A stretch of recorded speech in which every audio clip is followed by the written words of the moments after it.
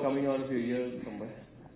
So we'll keep it broad because I want to draw out Mr. Goyal a number of subjects. So Mr. Goyal, you come from a long cabinet meeting. What is the mood in the government? In the present, what is the overall mood in the government today, halfway or a little more than halfway to your term? Well, I think there's a lot of satisfaction at what has happened in the last 3 years. And I tell you, even we get amazed every time we see a presentation sharing one department or the other department's outcomes so far. But at the same time, there's certainly a lot more to be done, and there's always the way forward which takes center stage of any discussion or presentation. So today, for example, we were discussing about the huge impact that digital push has had to be in this country in the last 3 years. Some of the statistics are mind-boggling. I tell you, when sitting in the government, one doesn't realize what all has happened. I'll tell a statistic that comes to my mind is the laying of optic fiber cable, for example. So far, till 2014, some 300, 400 kilometers of optic fiber had been laid. In the last 3 years, over 1 lakh of kilometers of optic fiber has been laid. And the thing just keeps going on and on. Every new statistic that we see. Today also we saw the commitment we had made earlier in the budget about the government e-marketplace. What a beautiful site has been created, where all the procurement of government and government public sector undertakings, and also possibly the sale of whatever goods and services they do, could move into a transparent electronic platform and save the nation thousands of crores. So there are huge amount of impactful things happening in the government. We discussed the GST, by the way, in a big way. The game-changing impact that GST could have on each one of us and our lives. So there's a lot that has happened, and to my mind, this 3-year period will go down as probably the most impactful period for the structural changes that this economy and the country are going through. But I promise you, not a single moment is taken up trying to be boastful or trying to just draw satisfaction from what has happened. Every single moment is used to plan for the future, to plan for a better future. And I assure you the plans are huge, and we stand committed to making this country truly a superpower. Mr. Goyal, what about UP? You made a comment today, I think today or yesterday, I've got the comment. You made a comment. I do 4 to 5 public interactions in a day, so must have made a lot of comments.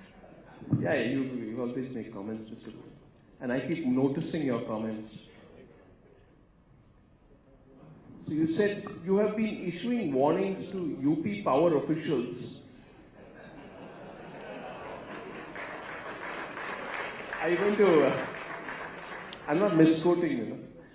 Last couple of days particularly. I thought since I'm meeting you, I should keep track of what you've been doing.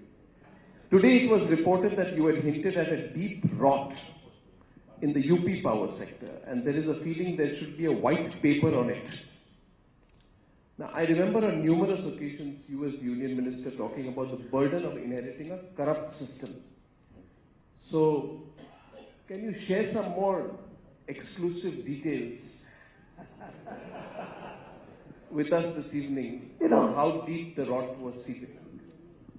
When we came into government at the center, also we had this feeling that the nation should know really what the situation on the ground is. And at that time also we had deliberated on whether we need to come out with a white paper on the state of the country, the state of the economy.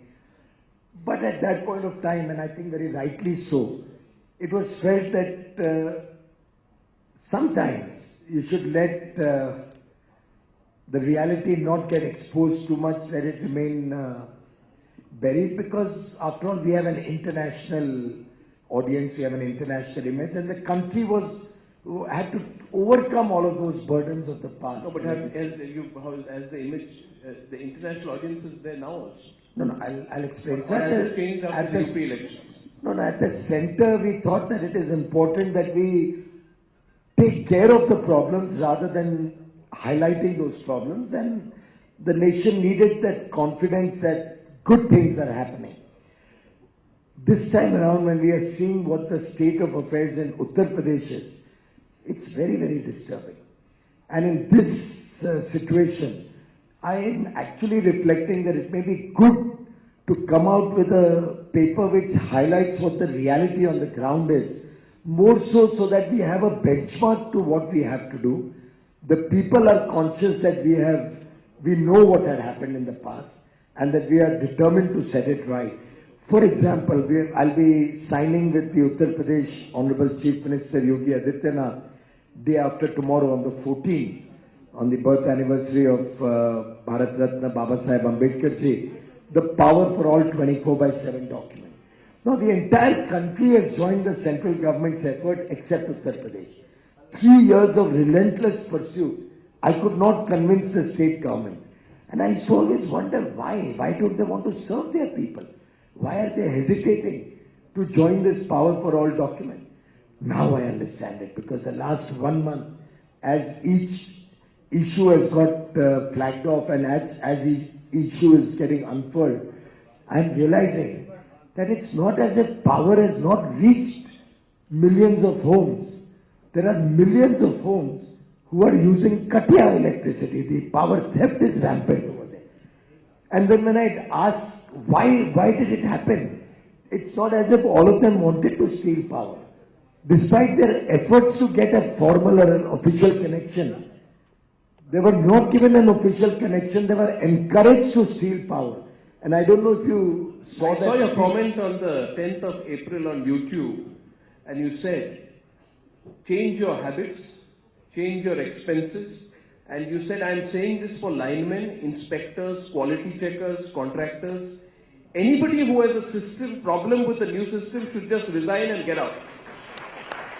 You said that. I said that's a classic Piyush Goyal statement. You know, problem is after Mr. Goyal has become a minister, he's become very cautious. He's become very diplomatic. Earlier when he was BJP spokesperson, he was a little undiplomatic on my programs. Nowadays he's undiplomatic only on YouTube. No, it was not a No, you made that comment, right? No, I'll tell you what happened. Yeah. You got angry. On the 11th evening, 11th of March, as the results came in, we approached the Uttar Pradesh officials and we said, now at least let's start working on the Power for All document. And you'll be happy to know from 11th evening itself, teams of the center and the state have been working, burning the midnight oil, finalizing the terms of the future, the engagement with the state. Now, as they were working, I think last weekend, Saturday, Sunday, despite being a holiday, the entire team from UP was down here. Our office was working. I don't know, some of them may be sitting here as I see some familiar faces. And they were all working in the office. The Honorable Minister, Mr. Shrikant Sharma, had come down from Lucknow and we were sitting in the Mines Ministry and discussing something. I said, let's go and encourage all the officials who are working on a holiday over the weekend. I promise you, we had gone to encourage them to do the job well and fast. But you know, sometimes I speak my mind and I got talking and the encouragement turned towards also encouraging honesty in the team. And I think I said no wrong. I gave them an opportunity that it's good that they have to turn a new leaf. The new government led by Yogi Adityanath ji is going to be intolerant to corruption, just like we have been at the center.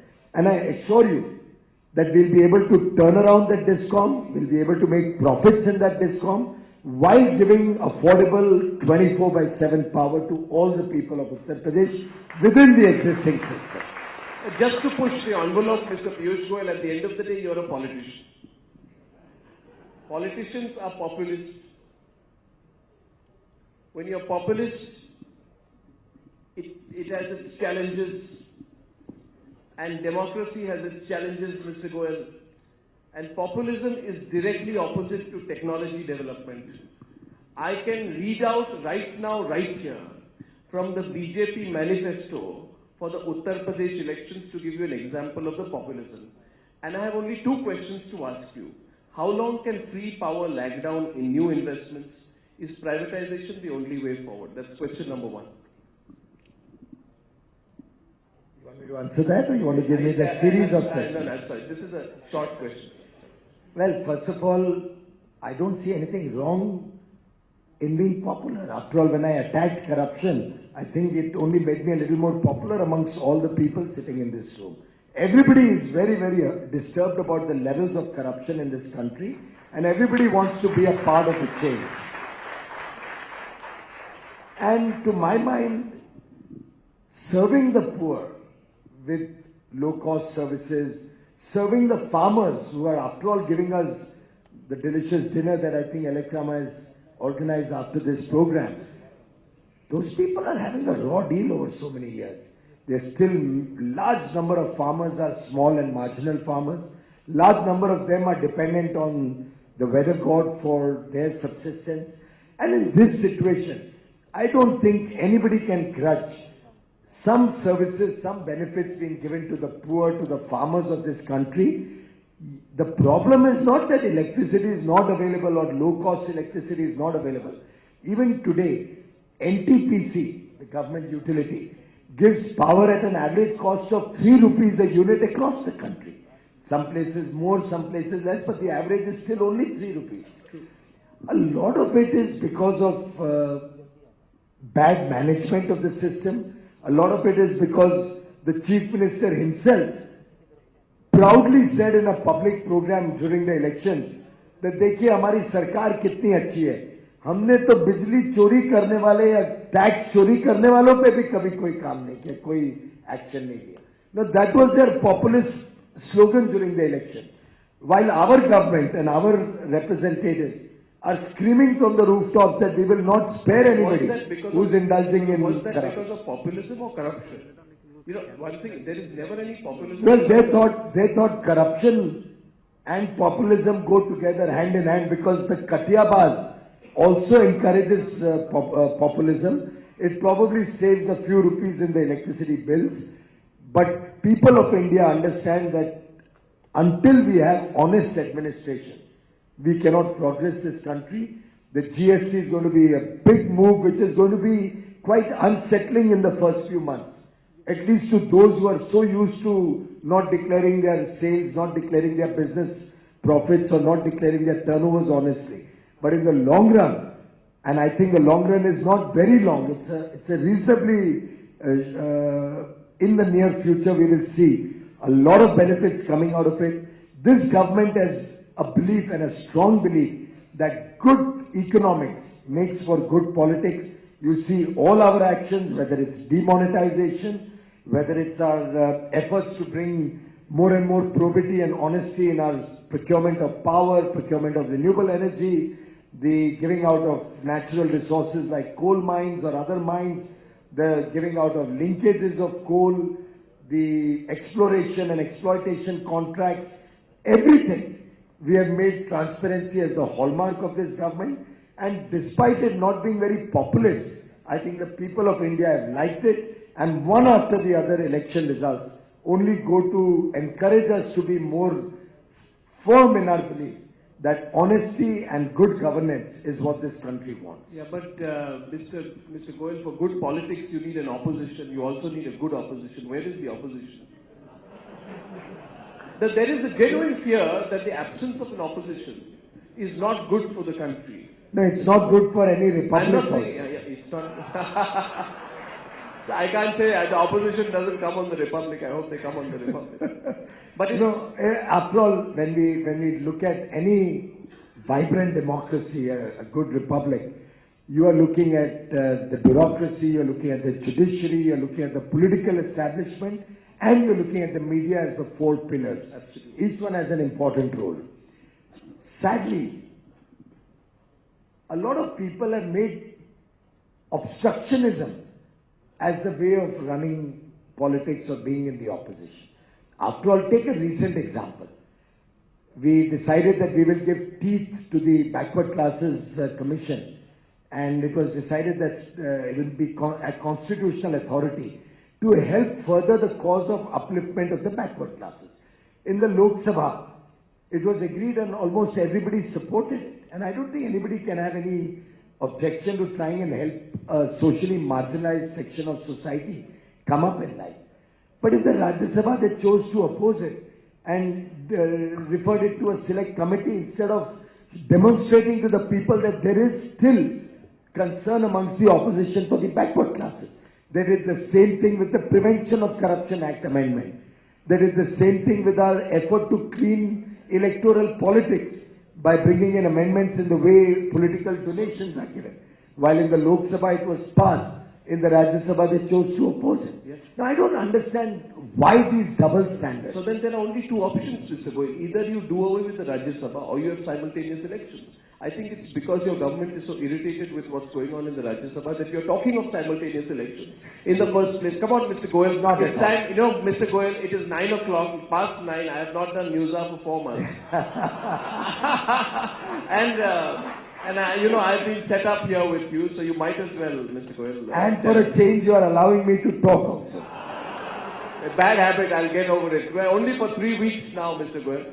I'll come back to my usual self. I'm out of practice, yeah. I'm just out of practice. But truly, tell me, obviously you're irritated with what's happening Not in the at all, Rajya not Sabha. at all. The Rajya, I come from the Rajya Sabha, otherwise I wouldn't even be here today. The Rajya Sabha has a very, very important role to play, and I think the framers of the Constitution have designed it beautifully. The fact that the Rajya Sabha changes its composition once in 2 years is truly a good way to keep checks and balances in the system so that any party does not have a runaway situation at any point of time. So I at all would be the last fellow who would at all object to the Rajya Sabha. Simultaneous elections are good for the economy because otherwise governments are in perpetual election So mode. for example, So we just finished UP and we are getting into Gujarat. Just to update our audience about the idea of a simultaneous election, it means in India there will be one election every 5 years. All the states and the centre will go for one single election, and there won't be any election every 4 months. So that politics doesn't overtake good governance and economics. Otherwise, very often, A, the model code of conduct comes in, B, then the populist issues do come in, and states or center are all the time in election mode. Look at the situation. You finish the central parliamentary election. Soon thereafter, you have Maharashtra, Jharkhand, Haryana. Soon thereafter, you have probably Delhi, then Bihar. Then you come into Uttar Pradesh, Uttarakhand. No, before that we had Assam and a few other states. Before that we had the southern states. So it's a perpetual election mode every 6 months. We just finished Uttar Pradesh. We are having the municipal corporation in Delhi. After that we'll have Gujarat and Himachal. Soon after Karnataka. Soon after Madhya Pradesh, Chhattisgarh. So this nation spends money frequently. May not be good for the advertising revenue of the media, maybe, simultaneous elections. But I think for the nation it will be good. We'll have governments getting down to business for a proper term. And I'm sure the cost saving will run into thousands of crores. Mr. Goyal, I can assure you the advertising revenue of news channels does not match the pockets of political parties. Can I take a straw poll here about how many people support the idea of simultaneous elections? How many you support? India should have once? That's almost what, 80% of the audience? Oh, that's almost 80 to 90%. The others are tired of raising their hands. So well, I personally think that after demonetization, simultaneous elections could be as dramatic an idea in India to change things. I know you made a jibe at me because we have, election coverage every 4 months, but beyond that, if you ask, we are obsessed about party politics all the time, and we don't give enough time to issues of governance. And the sole reason for this is every 4 months there's an election, and all political parties believe that the last election is the most important. In fact, if you go to Bengaluru, they don't understand why the MCD elections in Delhi is being fought like World War II. But that's what it's become. I promise you, Arnab, we are all missing you. Now let's get Republic up and about quickly. We really need to see you at 9 o'clock now. What are you going to watch, Mr. Goyal? You watch Republic? Or is the minister not allowed to do brand endorsement? No, I wish I get time at 9 o'clock to watch the news, but I will watch the repeat telecast late night when I get home. Fantastic. Well, I've really enjoyed this conversation. Vijay, I can go on and on and on. There's a dinner time that's approaching, but I think it would be only fair that the minister is here. There's a wonderful audience here. If you would like to throw a couple of questions to the audience, should we just move the mic around a bit, Mr. Cohen? I don't want to hog the line. I've always enjoyed coming to the programs of ELECRAMA. They're doing some very good work for our industry. In fact, even the UP story, I would urge all of you. And by the way, I've already got a couple of whistleblower messages from amongst you about some things in UP, and serious action is being taken on that also. For the matter, somebody also messaged me that we in fact complained to you and the guy got promoted. So I got psyched out. I got a complaint about somebody, the investigation had started, but he got promoted. Now in government there are processes, so I was psyched out. I immediately called the UP minister. He said this must have happened through some process which was running for the last 1 year, but we are taking action, but it'll have to go through a process of investigation and checking. The big picture is that, look, if we all want to be a part of the change, then you will have to be the change first. You will have to make up your mind that you will not give a bribe or corrupt the system at any point of time.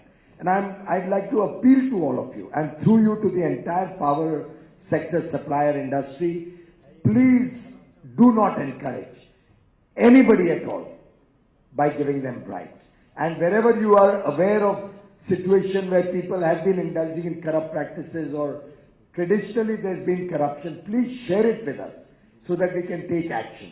You know how we did in the solar power procurement, in the wind power procurement now we started, how we procured LED bulbs, how we set up guidelines to encourage reverse bidding or e-procurement for all our goods, and we've been able to bring down prices drastically and bring honesty into the system. I want to appeal to all of you, please become whistleblowers wherever you can, but genuinely. If you lose a contract, don't try to fix the officer by becoming a complainant. I think that's as straight as can be, and I'm not for flattering, but I think, Mr. Goyal is extremely involved, hardworking, energetic and passionate minister. If there'd be many more ministers like him, I'm sure each sector would sparkle. I think you've done a terrific job, and I think the industry is quite excited. And I don't flatter people. I know something is wrong today. Something's wrong. But I like to see you involved in your sector. And I think these sectors merge together, unleash more power. We'll take a couple of questions from Mr. Goyal and then wrap this up. I'll agree with you. We compliment what you did. That YouTube video has gone so viral. I got 100 people forwarded to me and said, please convey our thanks to the minister for being so bold and open. So the public definitely like it's a populist move, but it's a genuine move. From the industry side, we thank you for having a continuous dialogue with us. I have two things to say, sir. One is your involvement with the DISCOM now in UP. I think that's the basket case. If we turn around UP, it gives a very strong message around the country. Because if UP can be turned around from where it is today, then we've won the game. The Uday is really a new Uday. On the renewable side, sir, on rooftop, I have a suggestion. IIT Bombay did a study recently that if all the roofs in Bombay have rooftop solar, will generate 1750 megawatts of power. And your theme of connecting that to e-mobility, that will take out the daytime peaks from all the large cities. So if we do this kind of studies where the real ground level things are done, and then the industry gets engaged with it, it will be a big thing and will support. The other thing we will expect is with DISCOMs now that you are getting involved, if challenges come from DISCOMs to the industry, because from our side we have a utility outreach program, we're going out and talking to states. But from your side, if also that comes in that, okay, we have these 5 big objectives from the government side, we from industry side will be very happy to take that up. Thank you. They're good suggestions, but since you have asked me, I have 3 or 4 quick wins which can really help me serve you and the people of India better. I still have to see that $15 smart meter. I'm still waiting for that to happen. Uttar Pradesh has decided to put a smart meter in every home. So you now have a straight visible business of about 22 crore people, so about 40 million smart meters required in Uttar Pradesh alone, in the entire state. And by the way, you'll be amazed how it used to work. Now, I think that's why I thought of a white paper. While on the one hand, there were nearly 6 or 7 or possibly 8 million homes which have electricity but an illegal connection, there are 6.3 million people. So these don't obviously have a meter because they have an illegal connection. Amongst the legal connections, there are 6.3 million homes who don't have a meter. They have an unmetered connection. So Arnab, since you asked for what I meant by what are the problems or challenges, now these 6.3 million homes are all, I'm told, showing a half kilowatt or 1 kilowatt power connection. Now within that, I don't know how many kilowatts they are using, God alone knows. But since it's unmetered, they are trying to pass on the theft into the consumption of these unmetered connections. So the losses which are declared at some 30% are probably actually 50% in that state, because the loss is being hidden within the unmetered connections. So I found out that these homes, these unmetered homes, are consuming about 5 units at an average per day. Now all of you are from the electrical industry. A poor person's home who's claiming that he only has 1 kilowatt, with his, however much he may run his light bulbs or fan or refrigerator, can't consume 5 units every day. We all know that. Now all of that is leading to large amount of losses. Having said that, now if I try to get them to meter these 6.3 million homes and suddenly give them a bill which is going to be many-fold, it's not going to work also. So we'll have to balance actual honesty into the system, yet not cause too much of a stress on the pocket of the poor person. That delicate balance is where good economics and good politics have to merge and yet serve the people well. So one suggestion, since UP power situation is in a mode of restarting, why not you arrange a joint meeting with the UP State Electricity Board and with EMA? Excellent idea. I'll do that right away. I would be happy to host it. Right away. He will be happy to host it. We'd like to involve all of you in this story. I would request for Arnab, we requested this in the last time you came to us. Creating awareness among general public against power theft. Electricity worth about 100,000 crores is stolen every year across the country. This is data which can be verified. If you create awareness, it will be a huge benefit to all of us. I agree with you, sir. And I agree. I'll take, since I've got the mic, I'll take the precedence, sir. Some guys never stop talking. Yes. Sir, I only try to emulate you. And that was quick-witted. And then, of course, I've got Arnav as my brother, so if somebody that I emulate and somebody who's like a brother, so you can't help me in that. Sir, dinner 12 बजे के बाद ही सर्व होगा मुझे लगता है. Sir, don't worry, we'll serve it as breakfast. Champagne breakfast? Yes, sir. Sure. Sir, an area of concern for us is that, MSME in India has virtually stagnated in terms of technology. And I know it's an area of big concern for you.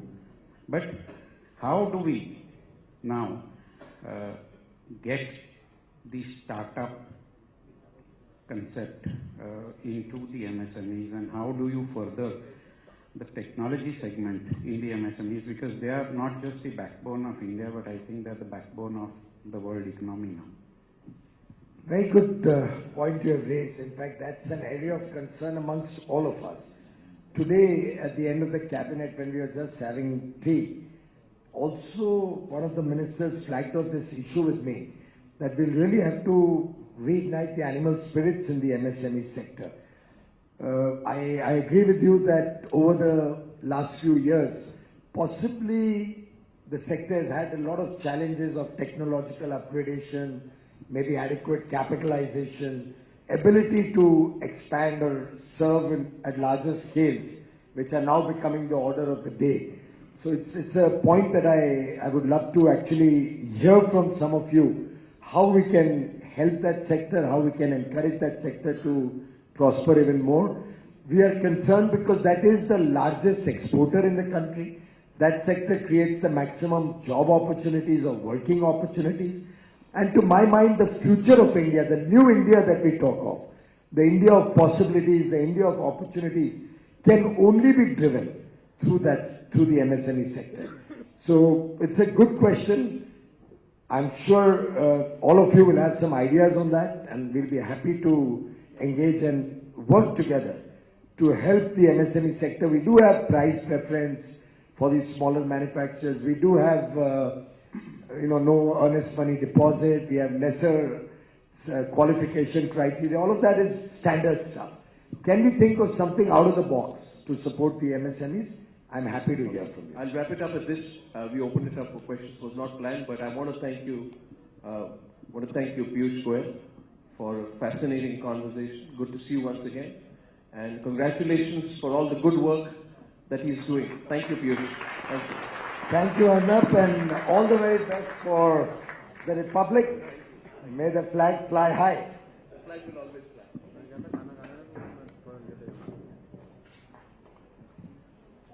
Thank you very much, Mr. Goyal. Thank you very much, Mr. Goswami. That was an absolutely fantastic and electrifying conversation. And with that, I am going to call on stage Mr. Harish Agarwal, the VP of EMA, for a vote of thanks.